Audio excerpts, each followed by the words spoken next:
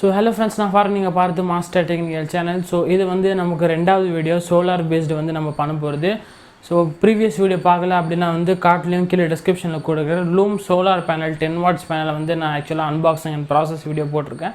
So இன்றைக்கி இந்த வீடியோவில் பார்த்தீங்கன்னா வந்து சோலார் சார்ஜ் கண்ட்ரோலர் பற்றி பார்க்க போகிறோம். இந்த சோலார் சார்ஜ் கண்ட்ரோல் நம்ம எதுக்காக யூஸ் பண்ணுறோம் அப்படி தான் வந்து இந்த வீடியோ நம்ம பார்க்க போகிறோம். ஸோ இதில் வந்து பார்க்குறதுக்கு ஒன்றும் இல்லை, அன்பாக்சிங்கில் ஒன்றும் இல்லை. நான் வந்து பார்த்தீங்கன்னா வந்து அமிசி ஸ்மார்ட் அப்படின்னு சொல்லி ஒரு பிராண்ட் இருக்குது சோலார் சார்ஜ் கண்ட்ரோலர். இதுதான் வந்து நிறைய சேல்ஸ் ஆகிட்டு இருக்குது.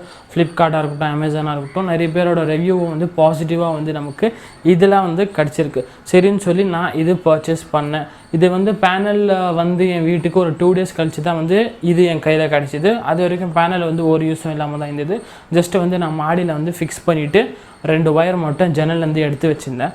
ஸோ இந்த சோலார் சார்ஜ் கண்ட்ரோலில் பார்த்தீங்கன்னா வந்து நமக்கு 10 amps 20 amps 30 amps 3 வேரியண்ட்டில் கிடைக்கும்.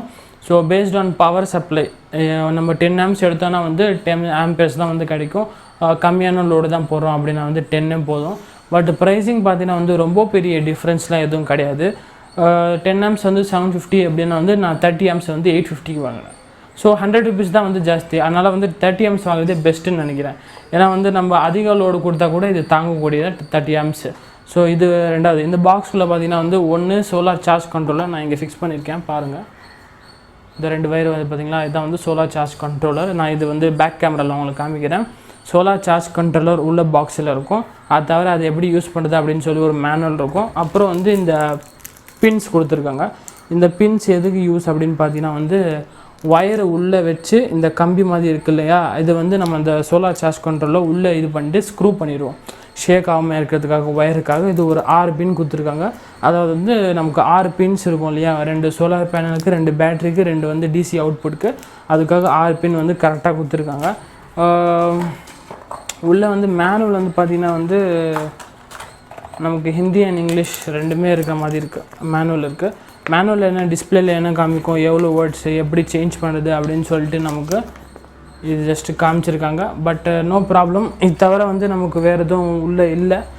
எங்கள் கம்பெனியோட வெப்சைட்டு அந்த மாதிரி கார்டு தான் வந்து விசிட்டிங் கார்டு மாதிரி கொடுத்துருக்காங்க. ஸோ இப்போ அது விட்டுடலாம்.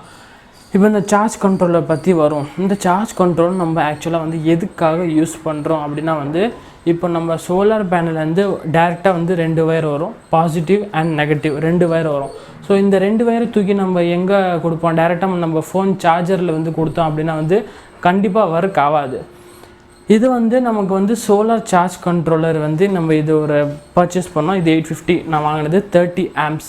சரிங்களா. இதில் வந்து நம்ம இதில் பார்த்திங்கன்னா வந்து நமக்கு இங்கே நான் காமிக்கிற பேக் கேமராவில் 6 உங்களுக்கு ஒயர் போடுற மாதிரி இருக்குது. 2 வந்து பாசிட்டிவ் நெகட்டிவ். இது சோலார் பேனல், இது பேட்ரி, இது வந்து டிசி அவுட்புட் லைட்டோ இல்லை ஃபேனோ ஓட வைக்கிற 2 யூஎஸ்பி போர்ட் வந்து கொடுத்துருக்காங்க மொபைல் சார்ஜிங்க்கு. இப்போ வந்து பார்த்திங்கன்னா வந்து நமக்கு மொட்டை மாடியிலேருந்து வர 2 ஒயர் பார்த்திங்கன்னா வந்து இன்புட் கொடுத்துருக்கேன் சோலார் பேனலுக்கு. இங்கே பார்த்தீங்கன்னா வந்து 14.4 volts அப்படின்னு காமிக்குது.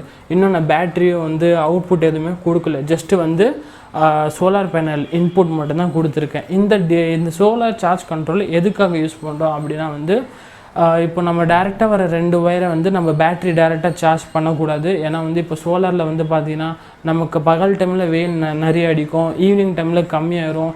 நடுவில் வந்து க்ளவுட்ஸ் வந்துச்சு அப்படின்னா வந்து கொஞ்சம் வெயில் கம்மியாகவும் அதிகமாகவும் வோல்டேஜ் வந்து ஃப்ளக்சுவேஷன் வந்து ஆகிட்டே இருக்கும். அதுவே நம்ம இந்த சோலாரோட சார்ஜ் கண்ட்ரோலர் வந்து ஃபிக்ஸ் பண்ணோம் அப்படின்னா வந்து நமக்கு பேட்டரியும் சரி, இல்லைனா வந்து மொபைல் சார்ஜ் பண்ணுறோமோ இல்லை ஃபேனோ எல்இடி லைட்டோ ரன் பண்ணுறோம் அப்படின்னா வந்து ஃப்ளக்சுவேஷன் இல்லாமல் வந்து கரெக்டான லெவலில் வந்து நமக்கு மெயின்டைன் பண்ணி கொடுக்கும் இந்த சோலார் சார்ஜ் கண்ட்ரோலர். அதுதான் வந்து மெயினாக இது நம்ம யூஸ் பண்ணுறது. பெரிய பெரிய பேனல்ஸு ஒரு 100 வாட்ஸோ இல்லை 150 வாட்ஸ் 200 வாட்ஸ் பேனல்லாம் நம்ம யூஸ் பண்ணுறோம் அப்படின்னா வந்து நமக்கு இன்வெர்ட்டர் மூலிமா வந்து நம்ம எடுத்துக்கலாம். இன்வெர்ட்டர் பர்ச்சேஸ் பண்ணோம் அப்படின்னா வந்து இந்த சோலார் சார்ஜ் கண்ட்ரோலர் வந்து நம்ம வாங்கணும்னு அவசியமே இல்லை. பட் இப்போ நம்ம இந்த சின்ன பேனல் யூஸ் பண்ணுறோம் 10 வாட்ஸு. நாளைக்கு வந்து பார்த்திங்கன்னா வந்து நம்ம ஒரு 2-3 weeks கழிச்சு வந்து நான் 50 வாட்ஸ் பேனல் வந்து புக் பண்ணலான்னு இருக்கேன். அதோட ப்ரைஸ் வந்து 2500 rupees வந்து அதோட ப்ரைஸ் வருது. அது வாங்கி நான் அந்த 10 வாட்ஸும் 50 வாட்ஸும் ஆட் பண்ணி ரெண்டுமே சீரிஸ் பண்ணோம் அப்படின்னா டோட்டல் வாட்ஸ் வந்து 60 வாட்ஸ் ஆயிரும்.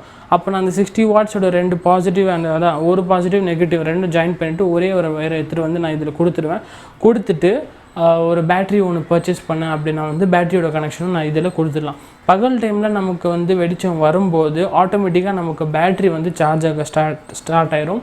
ஃபுல் சார்ஜ் ஆயிடுச்சு அப்படின்னா கூட வந்து நம்ம அந்த பேட்ரி சார்ஜ் பண்ணதில் வந்து நம்ம மொபைல் சார்ஜ் பண்ணிட்டு இது பண்ணிக்கலாம். அப்புறம் வந்து டேபிள் ஃபேன், எல்இடி லைட் இது எல்லாம் நம்ம யூஸ் பண்ணோம் அப்படின்னா வந்து ஆட்டோமேட்டிக்காக பேட்டரியிலேருந்து கொஞ்சம் டிஸ்சார்ஜ் ஆகும். ப்ளஸ் வந்து நமக்கு சோலாரில் வந்து டைரக்ட் கரண்ட்டு கூட வந்து நம்ம யூஸ் பண்ணிக்கலாம். இதுக்காக தான் மெயின் வந்து நம்ம இந்த சோலார் சார்ஜ் கண்ட்ரோலர் யூஸ் பண்ணுறது. சரிங்களா? இப்போ நான் உங்களுக்கு வந்து பார்த்திங்கன்னா வந்து இந்த சோலார் சார்ஜ் கண்ட்ரோலர் வந்து ஜூமாக காமிக்கிறேன். உள்ளே என்ன பட்டன்ஸ் இருக்குது, என்ன ஃபங்க்ஷன்ஸ் ஆகிட்டு இருக்குது, எவ்வளோ வோல்டேஜ் வருது, என்னென்ன யூஸ் பண்ணலாம் அப்படின்னு சொல்லி உங்களுக்கு தெளிவாக வந்து ஜூம் பண்ணி காமிக்கிறேன் பாருங்கள். ஸோ ஓகே ஃப்ரெண்ட்ஸ், இப்போ பார்த்திங்கன்னா வந்து இதான் நம்ம சார்ஜ் கண்ட்ரோலர். ஜூமில் வந்து பார்த்துங்க. இது 2 வயர் வருது இல்லையா, ஒன்று பாசிட்டிவ் அண்ட் நெகட்டிவ். இது வந்து நமக்கு சோலார் பேனல் மேலே மாடியிலேருந்து நமக்கு வருது. இங்கே இது 2 நான் இங்கே கொடுத்துருக்கேன். இது வந்து பேட்ரி ப்ளஸ் அண்ட் மைனஸ். இது வந்து அவுட்புட்டுக்காக current DC output plus and minus. இதில் 3 பட்டன்ஸ் இருக்குது. ஒன்று வந்து என்னென்ன ஃபங்க்ஷன்ஸ், இப்போ வந்து பார்த்திங்கன்னா வந்து நான் பேட்ரி எதுவும் கனெக்ட் பண்ணல, டேரெக்ட் சோலார்லேருந்து தான் வந்து நம்ம கரண்ட்டு ஜென்ரேட் ஆகுது. அது வந்து 14.4 வோல்ட்டு வந்து டிஃபர் ஆகிட்டே இருக்கும் வெயிலுக்கு ஏற்ற மாதிரி. இப்போ நான் இந்த பட்டன் கிளிக் பண்ணேன் அப்படின்னா வந்து இதில் பேட்டரியில் வந்து ஷோ பண்ணுது 13.7 வோல்ட் இருந்துச்சு அப்படின்னா வந்து என்னோடய பேட்ரி வந்து சார்ஜ் ஆகுது ஸ்டாப் ஆகிடணும். இதுதான் மேக்ஸிமம் சார்ஜ் ஆகணும். டிஃபால்ட்டாக இது வந்து நமக்கு நம்பர் செட் பண்ணியிருக்காங்க. பட் நம்ம இது லாங் ப்ரெஸ் பண்ணி வேல்யூஸை கூட வந்து ஆக்சுவலாக மாற்றலாம். இது வந்து இதில் வந்தால் நமக்கு 13.7 டிஸ்சார்ஜ் வந்து ஆயிடணும்.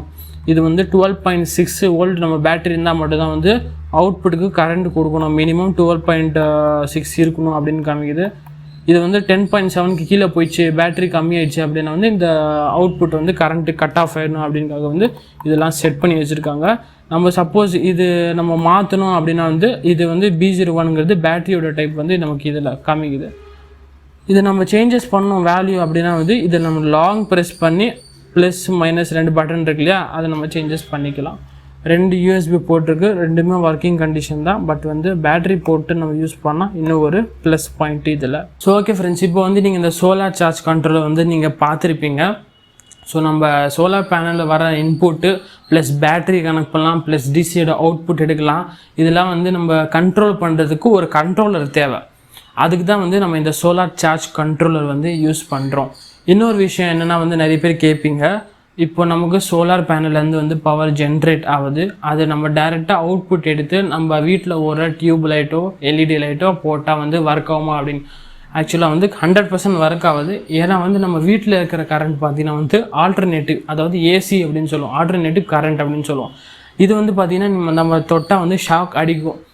இப்போ நம்ம சோலார் பேனலில் வந்து ஜென்ரேட் ஆகிற இந்த கரண்ட்டோட பேர் வந்து டைரக்ட் கரண்ட் டிசி அப்படின்னு சொல்லுவோம். இது நமக்கு ஷாக் அடிக்காது. இப்போ இந்த டிசி கரண்ட் எடுத்து நம்ம ஹோம் அப்ளையன்ஸஸோ நம்ம ரெகுலராக இருக்கிற லைட்டு ஃபேனு இதெல்லாம் நம்ம வந்து ரன் பண்ணோம் அப்படின்னா வந்து ரன் ஆகாது. அதுக்கு அந்த லோடை வந்து எடுக்காது. அதுக்கு வந்து டிசிக்குன்னு தனி லைட்ஸ் அண்ட் ஃபேன்ஸ் வந்து அவைலபிள் இருக்குது. என்ன ப்ரோ, இப்போ நான் சோலார் பேனல் வாங்கிட்டேன், பேட்டரி வாங்கிட்டேன், சோலார் சார்ஜ் கண்ட்ரோல் கூட வாங்கிட்டேன், அதுக்குன்னு நான் வந்து செப்பரேட்டாக டிசி லைட் வாங்க முடியுமா அப்படின்னா வந்து அதுக்கு நம்ம கன்வெர்ட் பண்ணுறதுக்குன்னு ஒரு கன்வெர்ட்ரு கூட வந்து அவைலபிளாக இருக்குது.